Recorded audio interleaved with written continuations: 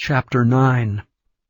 And he entered into a ship, and passed over, and came into his own city.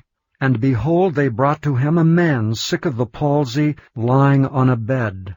And Jesus, seeing their faith, said unto the sick of the palsy, Son, be of good cheer, thy sins be forgiven thee.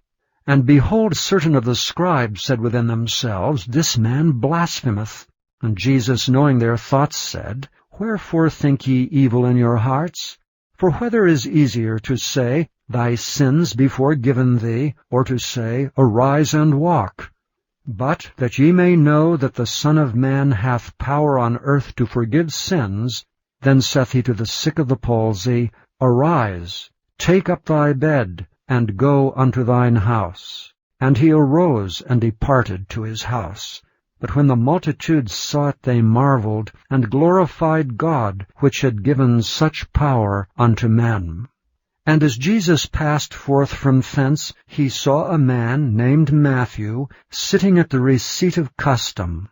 And he saith unto him, Follow me. And he arose and followed him. And it came to pass, as Jesus sat at meat in the house, behold, many publicans and sinners came and sat down with him and his disciples. And when the Pharisees saw it, they said unto his disciples, Why eateth your master with publicans and sinners? But when Jesus heard that, he said unto them, They that be whole need not a physician, but they that are sick. But go ye and learn what that meaneth, I will have mercy and not sacrifice. For I am not come to call the righteous, but sinners to repentance. Then came to him the disciples of John, saying, Why do we and the Pharisees fast oft, but thy disciples fast not? And Jesus said unto them, Can the children of the bridechamber mourn as long as the bridegroom is with them? But the days will come when the bridegroom shall be taken from them, and then shall they fast. No man putteth a piece of new cloth unto an old garment, or that which is put in to fill it up taketh from the garment, and the rent is made worse. Neither do men put new wine into old bottles, else the bottles break, and the wine runneth out, and the bottles perish. But they put new wine into new bottles, and both are preserved. While he spake these things unto them, behold, there came a certain ruler, and worshipped him, saying, My daughter is even now dead, but come and lay thy hand upon her, and she shall live. And Jesus arose and followed him, and so did his disciples. And behold, a woman which was diseased with an issue of blood 12 years came behind him, and touched the hem of his garment. For she said within herself, If I may but touch his garment, I shall be whole. But Jesus turned him about, and when he saw her, he said, Daughter, be of good comfort, thy faith hath made thee whole. And the woman was made whole from that hour.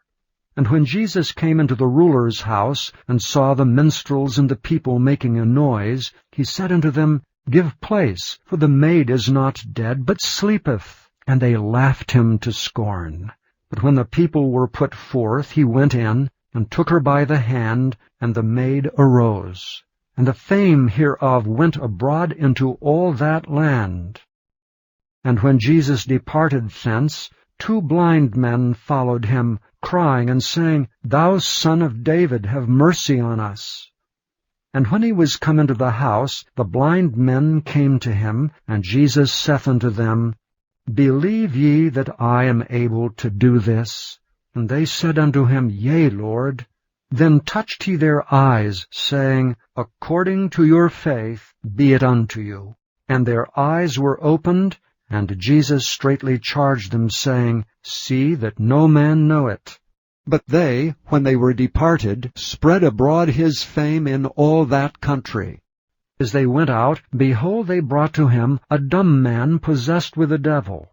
And when the devil was cast out, the dumb spake. And the multitudes marveled, saying, It was never so seen in Israel.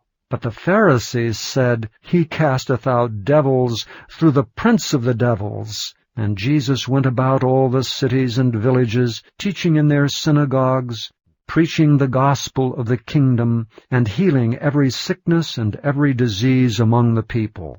But when he saw the multitudes, he was moved with compassion on them, because they fainted, and were scattered abroad as sheep having no shepherd. Then saith he unto his disciples, The harvest truly is plenteous, but the laborers are few. Pray ye therefore the Lord of the harvest, that he will send forth laborers into his harvest.